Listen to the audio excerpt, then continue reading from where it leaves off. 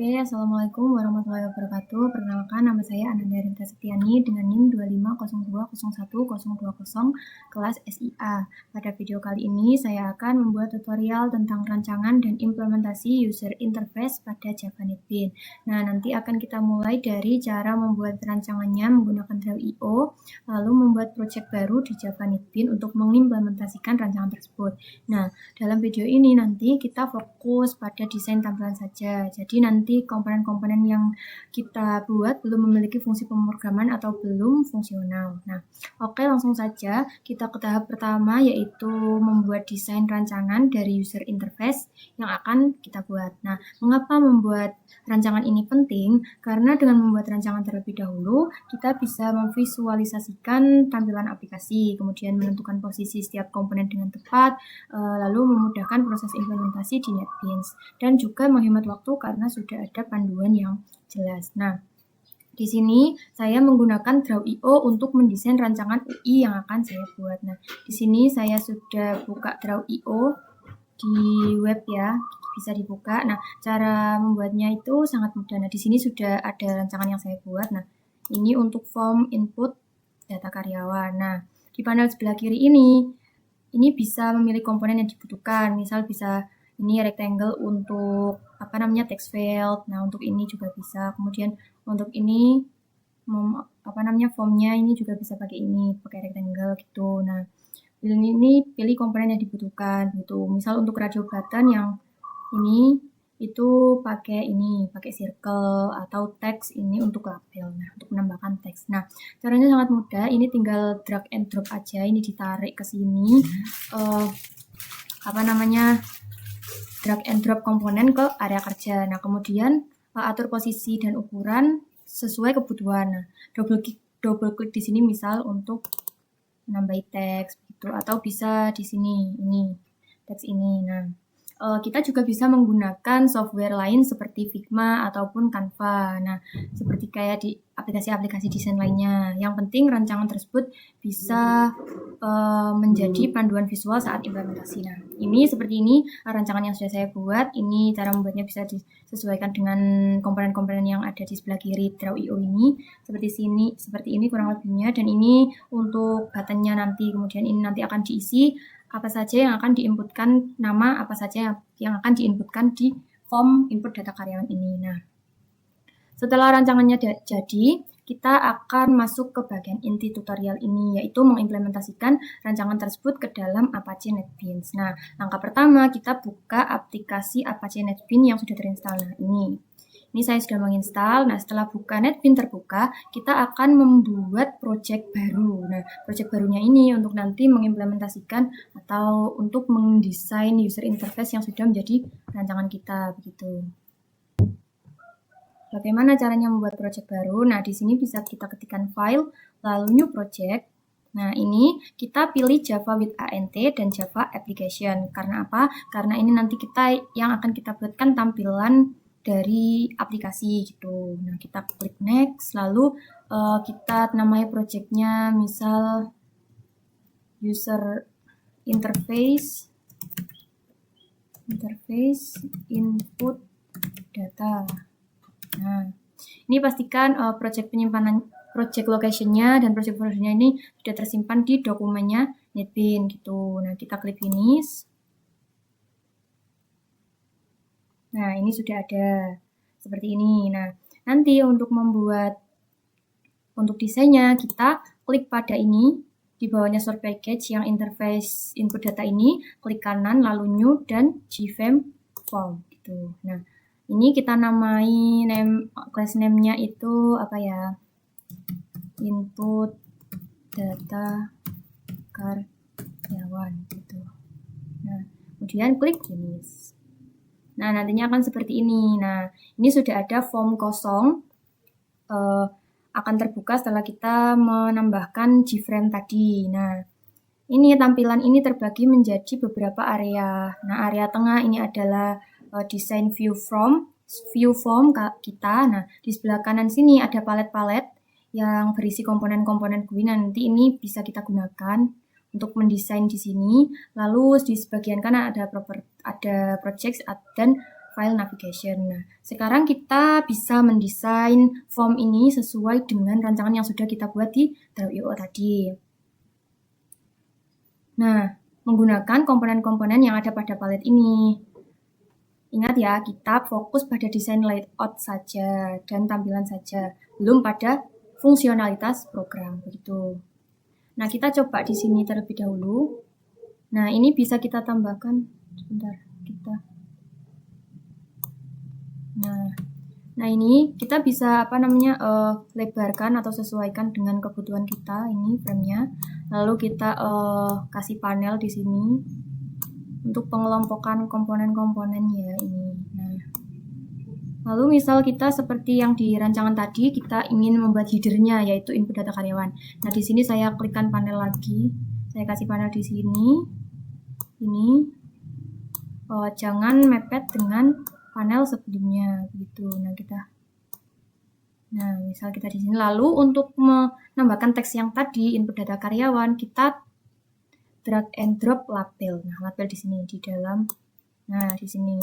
Kemudian untuk mengeditnya kita bisa klik kanan ini, edit text, lalu misal input data karyawan. Nah, ini bisa disesuaikan, enter. Nah, ini bisa disesuaikan di tengah. Ini untuk mengatur mungkin mengatur fontnya mau besar atau bagaimana, kita bisa klik properties, nanti diaturnya di sini gitu. Nah, ini kita coba warnai biar agar visualnya tampak lebih menarik ya. Kita coba warnai pink misalnya. Nah, begini. Nah, ini kurang ke tengah, kita tinggal tengahin saja. Nah, begitu contohnya untuk membuat project baru. Nah, ini nanti tinggal desain pakai komponen-komponen ini sesuai dengan rancangan kita begitu. Nah, di sini itu saya sudah menyiapkan atau sudah saya implementasikan desain user face yang saya buat tadi, yaitu form input data karyawan. Nah, seperti ini. Di sort to package, tugas, dan ini. Nah, ini sudah saya buat ya teman-teman. Seperti ini. Nah, saya akan jelaskan ini bagaimana cara-caranya.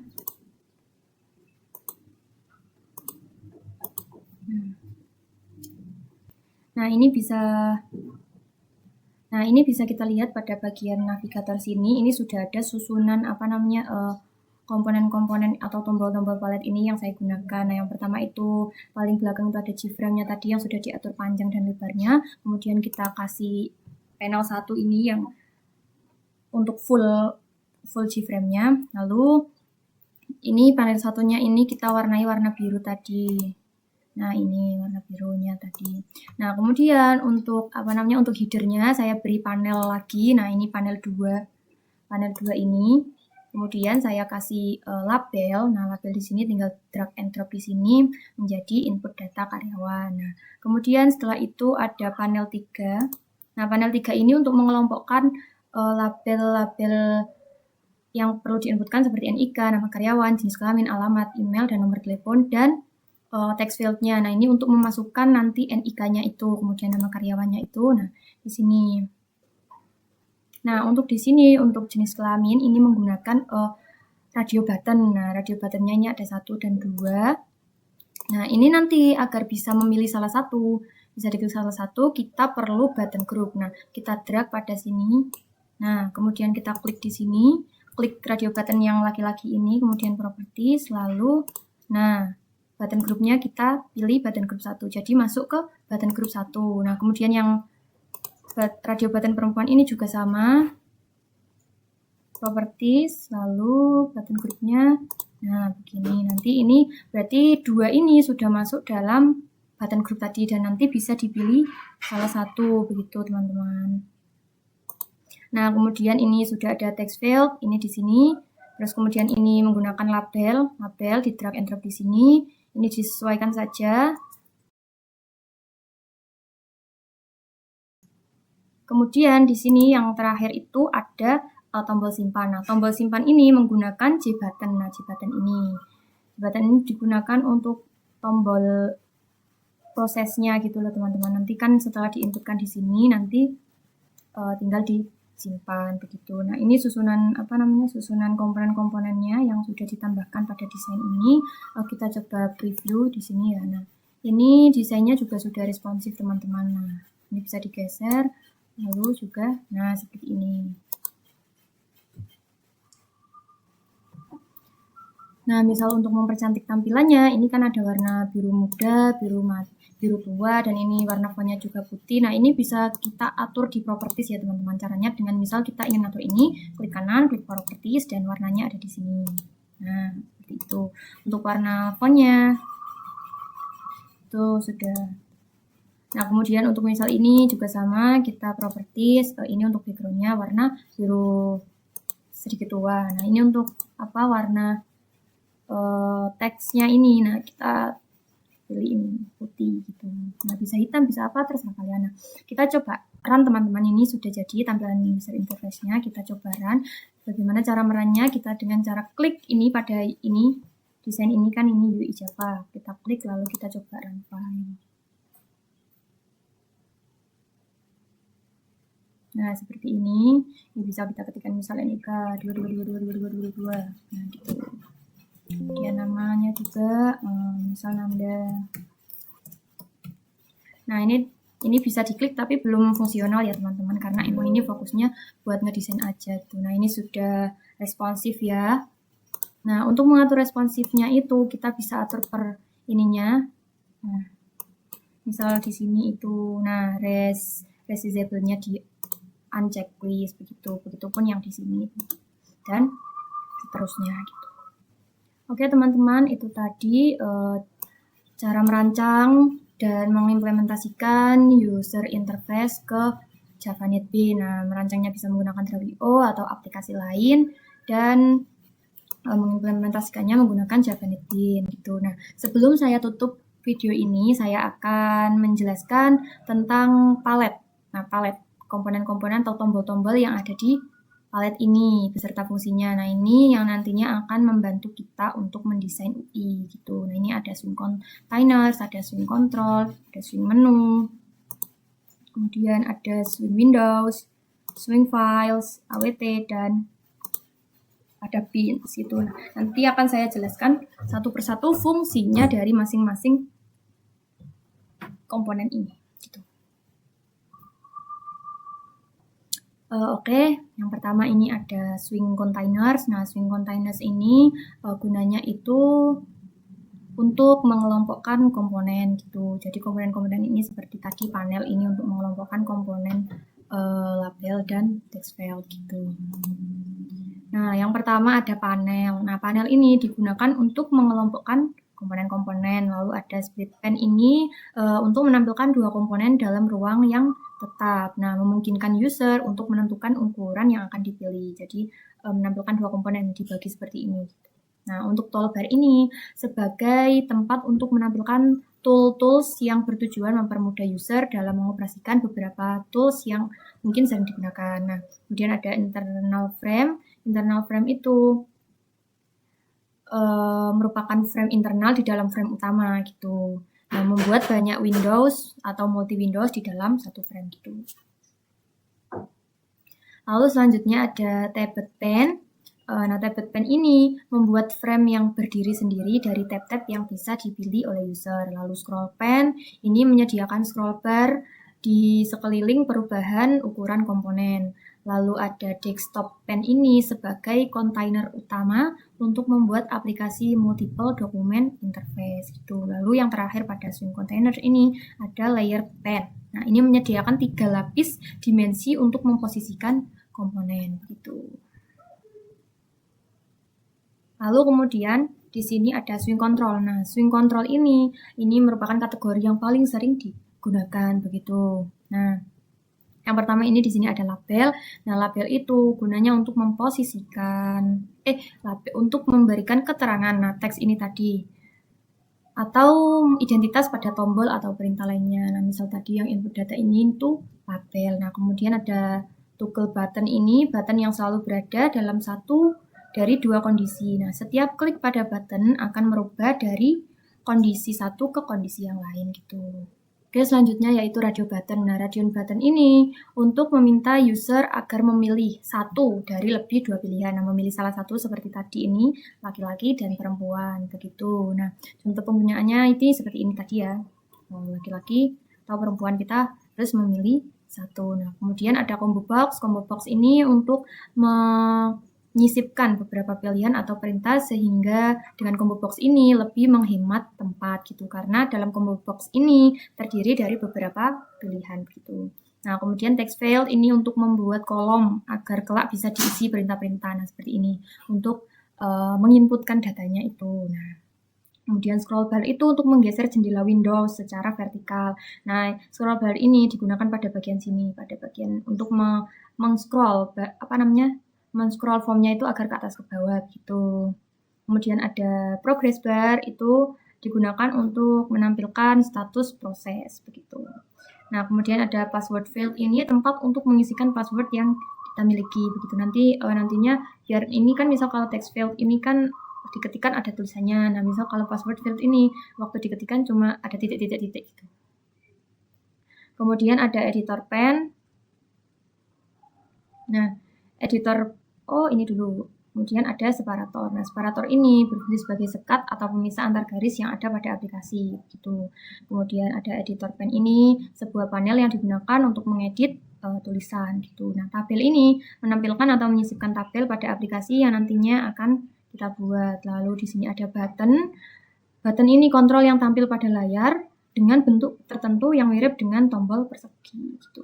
Nah, kemudian ada checkbox, ini memilih lebih dari satu pilihan dengan menyimpan data dan akan menampilkannya ketika diklik. Nah, lalu button group ini untuk menggabungkan seluruh button supaya menjadi satu kesatuan fungsi. Seperti ini tadi, dari dua radio button ini diberi button group gitu. Kemudian ada list, itu untuk menampilkan beberapa item. Kemudian text area, itu tempat mengetikkan tulisan yang berada dalam kotak yang mempunyai fungsi scroll gitu. Lalu ada slider ini berfungsi sebagai visualisasi proses perjalanan dari sebuah musik atau video. Nah, lalu ada format file ini untuk membuat kolom input teks satu baris yang memaksa pengguna memasukkan data sesuai format tertentu gitu. Seperti misal tanggal dan lain-lain. Lalu spinner ini berisi angka yang diletakkan secara singkat atau berupa daftar. Ketika kita membutuhkan angka lebih kecil, ketika kita tinggal klik tanda panah sampai muncul angka 100 seperti yang kita inginkan.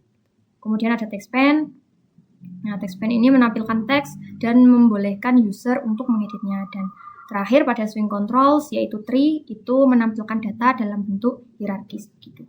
Oke, selanjutnya setelah swing control selesai, kita ada di swing menu. Nah, swing menu yang pertama ini ada menu bar, itu untuk menciptakan tab-tab menu yang nantinya digunakan untuk perintah menu yang diinginkan. Lalu menu ini membentuk perintah menu yang masih bisa dilanjutkan ke menu yang lebih khusus. Lalu menu item ini berisi perintah-perintah spesifik yang ada dalam menu bar, sehingga perintah-perintah pada menu item lebih khusus gitu. Nah, ini menu item atau checkbox ini memberi tanda V pada menu perintah tertentu supaya komputer melakukan seperti apa yang diperintahkan gitu. Nah, lalu radio button ini, menu item atau radio button ini untuk melakukan rating atau survei suatu alamat website atau digunakan pada perintah kepemilikan halaman catatan pada printer gitu. Nah, kemudian ada pop-up menu, ini menu yang akan tampil secara otomatis atau apabila kita menggerakkan kursor mouse pada area tertentu, biasanya berisi tentang informasi suatu objek. Gitu. Nah, kemudian ada separator di sini, itu berfungsi sebagai sekat ya, seperti tadi yang ini. Selanjutnya yaitu swing windows. Nah, swing windows ini yang pertama ada dialog, itu sebuah jendela yang digunakan untuk memilih atau menampilkan dialog itu. Kemudian ada color chooser. Color chooser ini jendela baru yang digunakan untuk memilih warna atau memanipulasi itu. Lalu ada option pen, itu jendela baru yang digunakan untuk menampilkan dialog dan opsi yang ditampilkan. Lalu frame, ini top level window digunakan untuk bingkai window utama. Lalu file chooser ini jendela baru untuk memilih sebuah file itu. Lalu setelah itu ada swing fillers. Nah, pertama ini ada glue. itu komponen yang tersedia untuk menggerakkan ke arah vertikal dan horizontal seperti ini dan sini, ke atas, ke bawah, ke samping gitu. Kemudian ini ada horizontal strut, ini komponen yang memiliki lebar pasti dan dapat bergerak ke arah horizontal. Kemudian ada vertical glue, ini itu komponen yang memiliki lebar bebas dan dapat bergerak ke arah vertikal gitu. Kemudian di sini ada horizontal glue. Horizontal glue ini kebalikannya vertical glue ya. Nah, ini komponen yang memiliki lebar bebas dan dapat bergerak ke arah horizontal. Kemudian ada rigid area, ini komponen yang memiliki ukuran pasti. Dan ini vertical strut ini kebalikan dari horizontal strut, yaitu komponen yang memiliki lebar pasti dan dapat bergerak ke arah vertikal. Kalau ini ke arah horizontal gitu. Oke, itu tadi penjelasan lengkap tentang komponen-komponen yang ada di tab palette ini beserta fungsinya. Semoga tutorial ini bermanfaat bagi kalian dan kita semua, termasuk saya juga. Nah, kesimpulan dari video kali ini yaitu selalu membuat rancangan terlebih dahulu sebelum diimplementasikan ke Java NetBeans gitu. Kemudian pahami fungsi setiap komponen di palet gitu. Nah, ini masih tahap visual design, belum fungsional gitu. Untuk fungsional itu nanti lebih lanjutnya gitu. Oke, terima kasih. Mungkin cukup itu saja yang dapat saya sampaikan pada video kali ini. Kurang dan lebihnya mohon maaf. Wassalamualaikum warahmatullahi wabarakatuh.